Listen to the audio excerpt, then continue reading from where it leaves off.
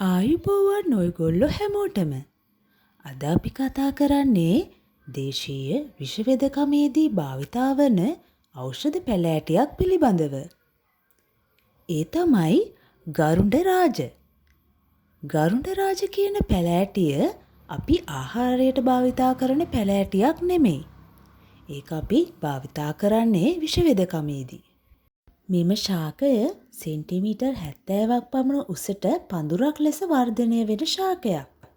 අතු කැබලි මගින් ඊටාම පහසුවෙන් බෝ කරගන්න පුළුවන්. ඒ වගේම නිවෙස්වල අලංකරණයටත් භාවිතා කරන්න පුළුවන් ශාකයක්. අපි කලිනුත් කිව්වා මෙම ශාකය ආහාරයට ගන්න ශාකයක් නෙමෙයි කියලා. මෙම ශාකයේ කොටස් ශරීරගත වුවොත් එහෙම එහි යම් අසාත්මිකතාවයන් ඇතිවීම නිසා වමනය වගේ දේවල් ඇති වෙන්න පුළුවන්. ඒක නිසාම වමනකාරකයක් විදිහට, ඒ කියන්නේ වමනය ඇති කරවන්න භාවිතා කරන ඖෂධයක් විදිහට භාවිතා කරනවා. ගැමි ජනතාව අතර මෙම ශාකය වඩාත්ම ප්‍රචලිත මෙන්න මේ කිරි නිසා. මේ කිරි භාවිතා කරනවා කෘමි සතුන් දෂ්ට කරාම එහි විස සමනය කරන්න. ගරුඩ විෂට, පත්තෑ විෂට එහෙම මෙම කිරි ඖෂධයක් විදිහට භාවිතා කරනවා. ඒ කියන්නේ දෂ්ණය වුණු තැනට මේ කිරි ටිකක් ආලේප කිරීම තමයි සාමාන්‍යයෙන් සිද්ධ වෙන්නේ. මෙම ශාකය දත් දිරා යාම නිසා ඇතිවන වේදනාවන් සමනය කිරීමටත් භාවිතා කරනවා.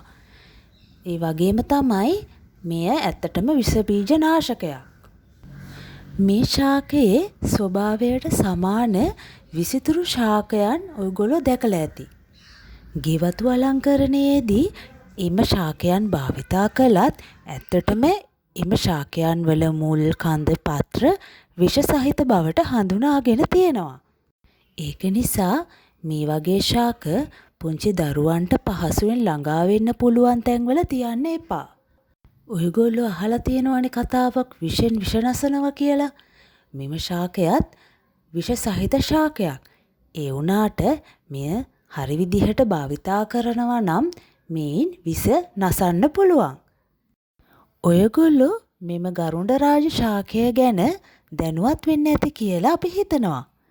එහෙනම් නැවතත් මෙවැනිම මහඟු ඔසුවක් සම්බන්ධයෙන් අපි තොරතුරු අරන් එන්නම්.